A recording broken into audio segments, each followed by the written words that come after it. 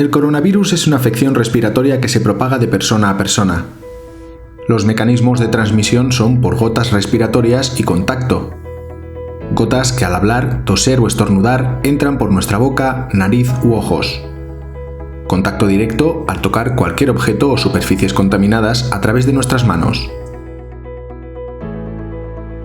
Recientemente se ha demostrado en condiciones experimentales la viabilidad del SARS-CoV-2 durante 3 horas en aerosoles, una permanencia de 4 horas en el cobre, 24 horas en el cartón, 48 en el acero inoxidable y 72 horas en el plástico. Hay que tener especial precaución con procedimientos que generen aerosoles, especialmente en maniobras de manejo de la vía aérea, como aspiración de secreciones, toma de muestras respiratorias, etc. El periodo de incubación es de 2 a 14 días. Los síntomas más comunes incluyen fiebre, tos, sensación de falta de aire, falta de olfato, anosmia o falta de gusto, ageusia. En otros casos también pueden haber síntomas digestivos como diarrea o dolor abdominal. En relación al trato con un posible paciente sospechoso, probable o confirmado, definimos 4 tipos de niveles de exposición. Exposición de alto riesgo. Existe un contacto estrecho de menos de 2 metros y más de 15 minutos sin los equipos de protección adecuados, realizando procedimientos que generen aerosoles. Exposición de riesgo. Existe un contacto estrecho, menos de 2 metros y más de 15 minutos sin los equipos de protección adecuados. Exposición de bajo riesgo. Aquellas situaciones laborales en las que la relación que se pueda tener con un paciente no incluya un contacto estrecho. Y baja probabilidad de exposición, cuando no existe contacto estrecho y disponemos de barrera de protección. En el caso de pacientes que no son sospechosos, probables y confirmados y a los cuales no se le han realizado recientemente un despistaje SARS-CoV-2, definimos 2 tipos de exposición. Alta probabilidad de exposición en aquellas situaciones laborales en las que se realizan procedimientos que generan aerosoles, o media probabilidad de exposición en aquellas situaciones laborales en las que se incluye un contacto estrecho con el paciente y en el que se realizan procedimientos que pueden generar salpicaduras como higiene bucal, alimentación oral, exploración de las vías respiratorias en los que el paciente no puede llevar mascarilla quirúrgica. ¿Qué debemos tener en cuenta a la hora de realizar nuestro trabajo para generar un entorno seguro? Diferenciaremos 4 bloques de actuación. Un primer bloque que contempla las precauciones estándar y organizativas. Un segundo bloque que contempla las actuaciones en todo proceso de trabajo, desde que entra el paciente en urgencias hasta su alta. Un tercer bloque que determine las protecciones que debemos usar. Y por último, un cuarto bloque que determine cómo vigilar nuestra salud. Es imprescindible realizar una estricta higiene de manos. Es la medida principal de prevención y control de la infección. La haremos después de un contacto directo con personas enfermas o su entorno inmediato y después de la retirada de cada uno de los equipos de protección individual. De igual forma, mantendremos de forma obligatoria la distancia de seguridad en los momentos donde no disponemos de protección respiratoria, como el almuerzo o el café, u otras circunstancias que obliguen a quitarse la mascarilla, como fumar en la vía pública o al aire libre. Dado que la diseminación del virus se puede realizar a través del estornudo y de la tos, cubriremos la boca y nariz al toser y estornudar. Si no tenemos un pañuelo desechable, estornudaremos o toseremos sobre el brazo en el ángulo interno del codo. El uso de mascarillas quirúrgicas es obligatorio en todos los centros, para todo el personal y para los pacientes o clientes mayores de 6 años, salvo que tengan alguna contraindicación. En todas las zonas comunes también es obligatorio, ya que es la primera medida de prevención para evitar la posible diseminación del virus. Otras medidas a tener en cuenta son las precauciones por parte del personal sanitario al llegar a su domicilio para minimizar el riesgo de contagio a familiares. Igualmente se tendrá especial precaución con otras medidas de higiene personal como: las uñas deben llevarse cortas y cuidadas, evitando el uso de anillos, pulseras, relojes de muñeca u otros adornos.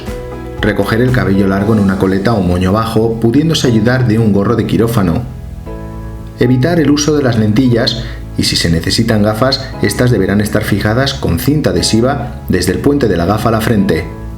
Se recomienda retirar el maquillaje u otros productos cosméticos que puedan ser una fuente de exposición prolongada en caso de resultar contaminados. Al paciente y acompañante, si lo hubiera, se le suministrará una mascarilla y se le informará sobre la necesidad de realizar higiene de manos y respiratoria. De igual forma, se le recordará a todos los pacientes que están ingresados que se coloquen correctamente la mascarilla cuando el personal sanitario entra en la habitación. Se intentará reducir al mínimo posible el número de trabajadores expuestos y se evitarán las múltiples entradas a la habitación. Una vez resumidas las precauciones a seguir, veamos los procesos de trabajo. Cuando ingrese un paciente por urgencias, debemos verificar que lleva mascarilla tanto él como su acompañante. Si ésta tuviese válvula de exhalación, se le proporcionará una mascarilla quirúrgica. Cualquier trabajador que asista al paciente o acompañe a este deberá llevar igualmente mascarilla y guantes. La atención sanitaria se realizará con el kit de coronavirus. Para el traslado del paciente a la zona de aislamiento o habitación, este deberá llevar mascarilla quirúrgica. El profesional que traslada al paciente también deberá llevar mascarilla quirúrgica y guantes. Igualmente se reducirán los traslados del paciente por el centro y si fuera necesario se cubrirá la cama con una sábana limpia desechable. La recogida de muestras se realizarán con los equipos de protección adecuados, sin olvidar desinfectar los tubos de muestra al salir de la habitación. Para la extracción de sangre y tomas de muestras que no generan aerosoles se deberá llevar bata o bata impermeable si hay riesgo de salpicadura o contacto con fluidos, guantes, protección ocular y mascarilla FFP2 o si hay falta de disponibilidad, mascarilla quirúrgica y pantalla facial. Para muestras que generan aerosoles se deberá llevar bata impermeable, doble guante, protección ocular, es decir, gafa estanca, y mascarilla FFP3 o FFP2. Los coronavirus son sensibles a los desinfectantes de uso habitual en el medio sanitario. Se debe de limpiar y desinfectar las superficies teniendo en cuenta manetas de puertas, tiradores e interruptores. El personal de limpieza utilizará los equipos de protección adecuados cuando acceda a la habitación con paciente positivo o en sospecha. Se recomienda que todo el material no crítico sea de uso exclusivo para el paciente y se deje en la habitación. Si es necesario sacar de la sala algún aparato o contenedor de residuos, deberá desinfectarse. Todo el material desechable que quedó dentro de la habitación, incluso aun cuando no se haya abierto, debe ser desechado. La retirada de la ropa de la habitación se realizará embolsada y cerrada dentro de la propia habitación. Debemos asegurar doble bolsa con cierre hermético en el interior de la habitación del paciente, según marca el protocolo del Ministerio de Sanidad. Igualmente, las bandejas de las habitaciones se retiran en bolsa roja cerrándola dentro de la habitación y se depositarán correctamente en los carros de cocina. Veamos ahora el tercer bloque dedicado a los equipos de protección individual. Actualmente se deben utilizar precauciones para contacto y gotas, añadiendo precauciones aéreas cuando se realicen procedimientos que puedan generar aerosoles. En función del procedimiento de trabajo, la distancia del trabajador y el tiempo de permanencia con el paciente, asignamos unos niveles de riesgo que determinan los equipos de protección a utilizar. Diferenciamos los siguientes niveles de riesgo. Exposición de alto riesgo, para aquellas situaciones laborales en las que se puede producir un contacto estrecho y se realizan procedimientos que generan aerosoles con un caso sospechoso o confirmado. Los equipos de protección a utilizar serían bata impermeable, doble guante, protección ocular, es decir, gafa estanca, y mascarilla FFP3 o FFP2. Exposición de riesgo, aquellas situaciones laborales en las que se puede producir un contacto estrecho con un caso sospechoso o confirmado. Los equipos de protección a utilizar serían bata impermeable si hay riesgo de salpicadura o contacto con fluidos, doble guante, protección ocular y mascarilla FFP2 o si no hay disponibilidad, mascarilla quirúrgica y pantalla facial. Exposición de bajo riesgo, aquellas situaciones laborales en las que la relación que se pueda tener con un caso sospechoso o confirmado no incluya el contacto estrecho. Los equipos de protección a utilizar serían bata, guantes y mascarilla quirúrgica.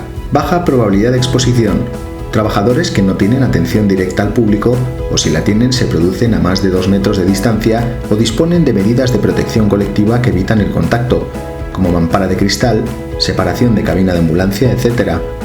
Los equipos de protección a utilizar serían mascarilla quirúrgica, excepto el personal de limpieza que además llevará bata y guantes. Alta probabilidad de exposición, aquellas situaciones laborales en las que se realizan procedimientos que generan aerosoles con pacientes no descartados. Los equipos de protección a utilizar serían bata impermeable, guantes, protección ocular, es decir, gafa estanca, y mascarillas FFP3 o FFP2. Media probabilidad de exposición, aquellas situaciones laborales en las que se puede dar un contacto estrecho con un paciente que no es probable, sospechoso o confirmado, pero a su vez no se ha descartado y se realizan procedimientos que pueden generar salpicaduras, como higiene bucal, alimentación oral, exploración de las vías respiratorias y en los que el paciente no puede llevar mascarilla quirúrgica. Los equipos de protección a utilizar serían mascarilla quirúrgica, pantalla facial y guantes. Hola, vamos Vamos a hablar de los distintos equipos individuales que tenemos para protegernos frente al riesgo biológico, así como de su correcta colocación y retirada. Aquí tenemos los distintos EPIs que disponemos: gorro, batas que pueden ser impermeables o no, y las diferentes protecciones respiratorias. Tenemos las mascarillas quirúrgicas, que serían para protegernos frente a enfermedades que se transmitan por gotas, y las mascarillas de filtrado de partículas, que sería para protegernos de enfermedades que se transmiten por vía aérea. Para la protección ocular tenemos distintas gafas, algunas de ellas son estanca, que cierran de forma completa los ojos y lo aíslan de cualquier gota o líquido que pueda salpicarnos. Y luego tenemos los guantes. Utilizaremos unos u otros en función del nivel de protección que precisamos. Si necesitamos precauciones estándar o necesitamos unas precauciones específicas en función de la enfermedad de la que nos queremos proteger.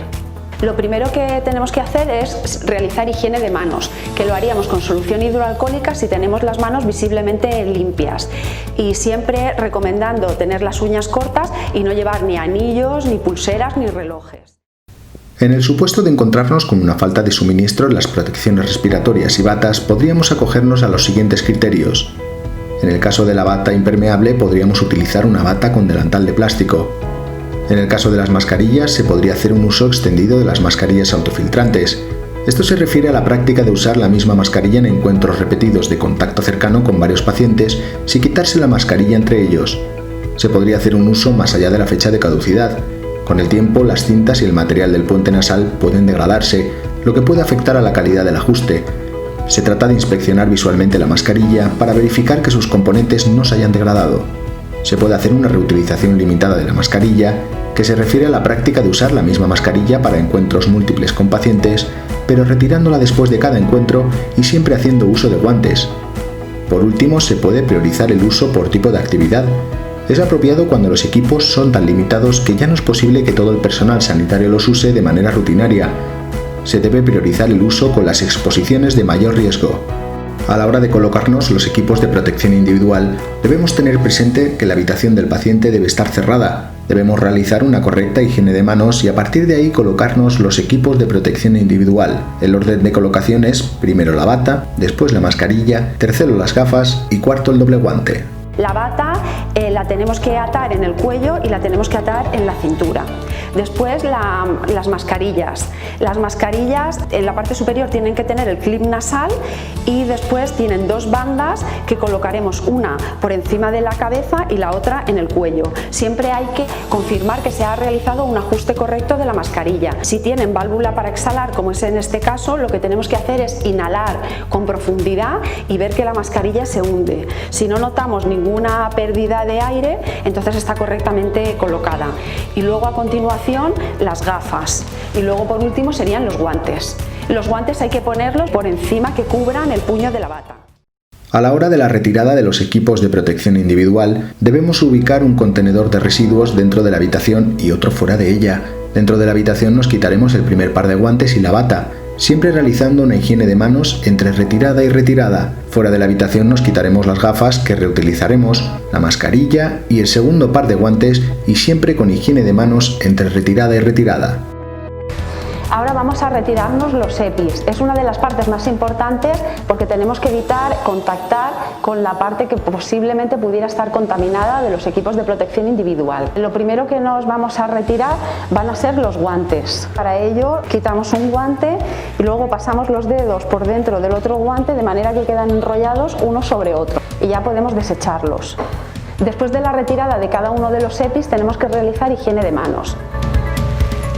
La bata se quita de atrás hacia adelante, evitando contactar con la parte frontal, que es la parte más contaminada. Lo enrollamos y se desechará en el contenedor que sea adecuado según la política de segregación del centro. Retiramos las gafas de atrás hacia adelante y si se pueden reprocesar irán al contenedor destinado para ello. Ahora nos retiraremos la mascarilla, que siempre recordar que si es una de filtrado de partículas, siempre se debe de retirar fuera de la habitación o del box del paciente. Por último, haremos un seguimiento de nuestro estado de salud a través de una vigilancia tanto activa como pasiva. Se debe avisar al servicio de prevención a través de sus responsables siempre que estemos ante un caso sospechoso, probable o confirmado a menos de 2 metros y más de 15 minutos en el que el trabajador no hubiera cumplido las medidas de precaución o no hubiera usado los equipos de protección individual adecuados. Estos serán considerados como contactos estrechos y se manejarán como tales. Dicho contacto será efectivo desde 2 días antes del inicio de los síntomas del caso hasta el momento en el que el caso es aislado. Los trabajadores sanitarios que presenten síntomas contactarán con su centro de atención primaria y con el Servicio de Prevención de Riesgos Laborales a través de sus responsables. Todo trabajador deberá someterse a una autovigilancia pasiva basada en la toma de temperatura 2 veces al día y una vigilancia diaria de tos seca o disnea. Se iniciará una vigilancia activa y cuarentena durante los 10 a 14 días posteriores al último contacto con un caso confirmado. Es importante la derivación del contacto estrecho a su centro de atención primaria. Si se produce un accidente biológico, por favor acuda a su servicio de prevención. Cualquier duda, consulte con el técnico superior de prevención de riesgos laborales de su centro. Ayúdanos a mantener la seguridad y la salud en el trabajo.